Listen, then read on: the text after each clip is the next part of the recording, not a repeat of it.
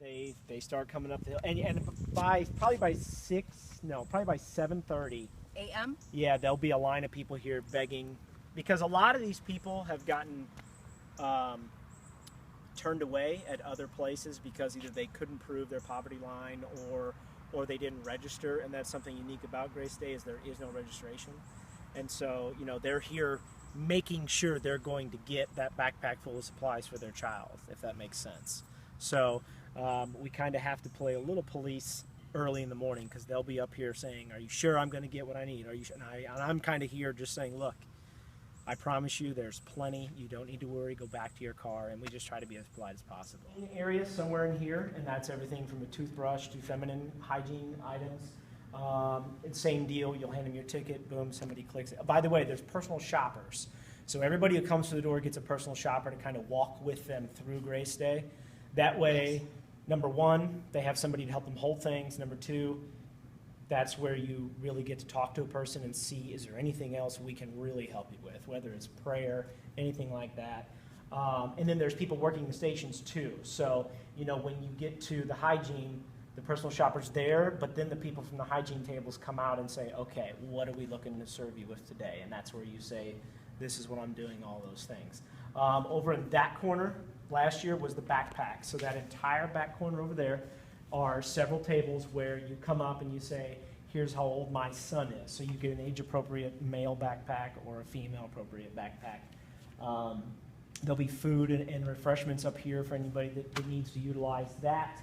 And then, let's see, what else is going to be in here? Because, again, it's different this year. The clothing was in here last year, and that was a huge space. And remember, last year we did baby through adults. So this is going to be a much more efficient, scaled down version, because we're trying to specifically target K through 12 needs. And so this year we'll walk out the back door here. So after you shop the area, and there'll be Gideons in here giving out Bibles. There'll be some various community services in here giving out things. They will come out here. This will be basically like a Walmart. You'll just walk into it, and there'll be tables. We have people that have built us proper hangers and things like that, and everything from shirts to jeans to hoodies to shorts to underwear to socks are all included. Actually, the socks won't be out here this year. That's right, because we changed that because we had a congregation get involved who wanted to do a sock ministry. And so they have made it so that there will be 4 pairs of new socks and each pair of new shoes. So, because that's a big need too, socks, believe it or not. So, and there are H2O stations everywhere. We may utilize this space for something else this year, just depends on the weather. But since clothing is our biggest area, we want it underneath and a little more freedom. I think that the clothing champion said this year there's going to be a little more freedom as far as, your personal shopper will bring you. We'll make sure you know what's available, but we'll also let you really shop. That way somebody's not standing next to you saying, okay, here's what this is, because people know what's on the table. The mobile dentist. This area right here will be where it's, for lack of a better term, it's an RV/party bus. I mean, it really is a mobile dental office. It's phenomenal. It's probably as long as a fire truck, and they have the option to come in, see what services are offered. If necessary, make an appointment, go over, if you don't have the right insurance, you don't need to worry about it because it's public funded, stuff like that. So that's here as well. And then we'll go back in. It basically explains upstairs are your hearing screening. You have a nurse practitioner doing very basic checkups, but more importantly, back to school physicals for any athletes, because those are expensive. Here will be there'll be something here. Several of our elders kind of hang out here. That way people want to visit the sanctuary, they can. Pastor's available for any type of one-on-one counseling that needs to be done. But the elders will also make sure people know when they get up here what this area looks like. So this whole hallway is lined with chairs on both sides, because there's lines, especially for the nurse practitioner and the hearing screening. And so they will come back here. There will probably be a refreshment station here, because this is a new space we're going to utilize this year, because we kind of took some junk out of here, and we're going to figure out how to do that. This is Shirley, our church secretary, by the way. Hey, Shirley. Hi. Hey there. How are you? Say hi to everybody. Hi, everybody. Back here is where the nurse practitioner will be.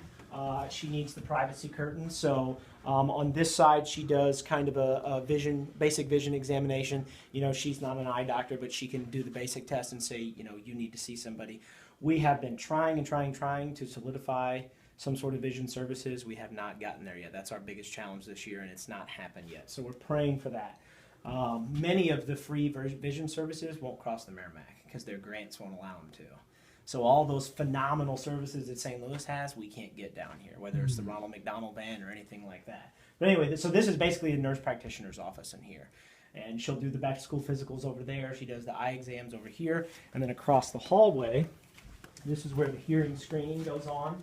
And again, it's not super, you know, it's kind of the same one that kids would probably be recommended to do a semester into school after they haven't been doing well in class anyway, because then they decide, you know, then a teacher says, I wonder if they can't hear right. So that's what we're trying to do. We're trying to head off all of the things that keep a kid from being a kid in school. And let's get them done before school where there's no cost involved for the parent. And that way a parent doesn't have to make sacrifices and say, well, I'm not going to check my child's hearing because I have to eat or something like that. So, but that's it for this side of the building. This is the original school building. Very old. We no longer have a school here. This is the school my grandma went to. It's now our museum, our Zion Museum. And so when you come in here, all of this will be cleared out, and this is set up exactly like a salon would look with a waiting area and everything. So there'll be rows of chairs. There's an area over here where children can play and color. That way, if mom would like to get a haircut because she hasn't been able to afford one, they'll knock that out as well. There are 6 professional stylists here who volunteer their time, and they'll be given everything from buzz cuts to a full-blown, what do you want to call it, a makeover haircut? I don't know my terminology. But while the reason we put the haircut first is because last year we realized there was a need for family photos. Remember, we started with just back-to-school photos because every kid gets their photo taken, but very few of our true poverty-stricken families have enough money to purchase it. It goes in the yearbook, but mom doesn't have it hanging on the wall like my mom did in my 4th grade picture. And so here it gives them a chance to freshen up. If they'd even like to put on some of the new clothes they've acquired, they can. We have restrooms in there and some privacy. They'll get their hair cut, and then they'll move over here. Back in this room, this is our youth room. This will be totally transformed into a photography hall. And on one side of the photography room, there are the family photos being taken. And on the other side, there are the back to school, just the plain still shots.